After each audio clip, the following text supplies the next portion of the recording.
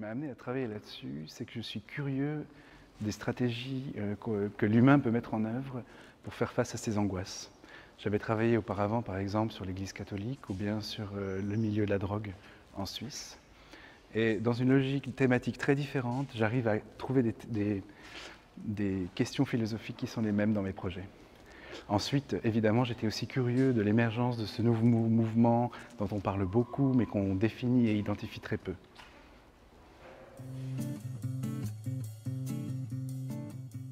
Alors, ça a été la partie la plus compliquée du travail. J'ai fait pas mal de recherches, j'ai passé beaucoup de temps à essayer de comprendre ce qu'était ce sujet. J'ai aussi rencontré un philosophe, un anthropologue, un écrivain de sciences humaines, j'ai lu pas mal de bouquins, et petit à petit j'ai pu essayer de constituer un espèce de maillage, de réseau, de listes en fait, thématiques. À partir de ces listes, j'ai essayé de voir ce qui était possible et ce qui n'était pas possible. Une des grandes complications de ce projet, ça a été évidemment d'obtenir des accès et des autorisations. Presque toutes les photographies, j'exagère à peine, ont demandé un accès, une négociation. Est-ce que je peux la faire, est-ce que je ne peux pas la faire? Et ça, c'était une des grosses difficultés du projet.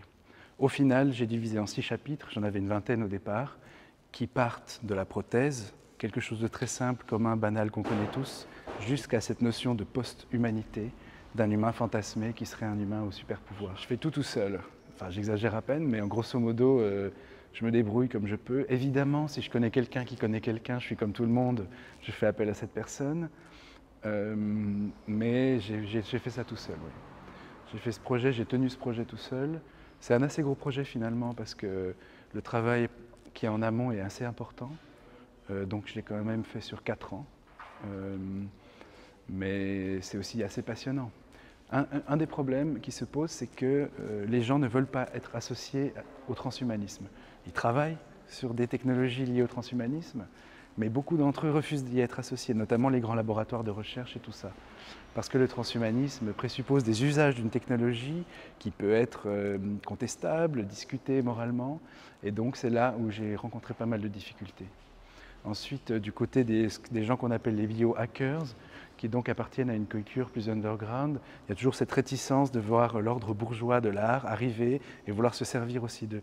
Donc j'ai vraiment dû négocier à chaque fois, quel que soit le milieu où j'étais, pour obtenir les accès. Ça a souvent pris pas mal de temps et d'énergie.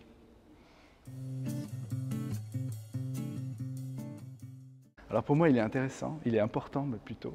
Je vois dans le transhumanisme une espèce de nouvelle magie, une nouvelle religion, ou comme un phénomène au fond qui vient combler le vide laissé par les grandes religions monothéistes, en tout cas dans l'Occident. Et pour moi, cette question de la magie et donc d'une forme de poésie est certainement très importante chez les transhumanistes. On va chercher à combler cette béance qui est cette angoisse fondamentale de la mort qu'on a tous en cherchant l'immortalité. Et j'ai voulu montrer ça dans les images. J'ai voulu injecter cette petite dimension de magie, d'ambiguïté aussi. Donc on a un travail très documentaire, mais qui intègre une dimension poétique. Mon premier souvenir de photographe, c'est quand j'ai reçu un appareil photographique à 10 ans, de ma marraine, et que je fais des photos, et que dans l'album qu'elle m'avait offert avec cet appareil photographique, je note très pompeusement, j'avais photographié une horloge, et je note que tel jour, à telle heure, un des plus grands photographes du monde avait fait une photo. Voilà, c'était la première. Je suis retombé là-dessus. Après la photo, je l'ai complètement abandonnée pendant des années, mais je suis retombé dessus par hasard en faisant du tri il y a quelques mois. Ça m'a fait beaucoup rire. C'est la première fois que je suis venu aux rencontres. Ça devait être en 2008, 2009, je pense, 2008.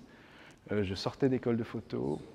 Et je connaissais déjà Paris Photo, ça m'avait un peu plombé le moral parce que je trouve que le milieu de l'art me semblait austère, difficile d'accès. Et puis je découvre en fait simplement que les rencontres, c'est aussi une histoire de photographes et de rencontres entre photographes.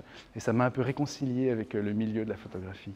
Je n'ai pas d'anecdotes croustillantes à vous donner, je ne suis pas très fort pour les anecdotes, mais c'était plutôt une histoire d'atmosphère et de chaleur.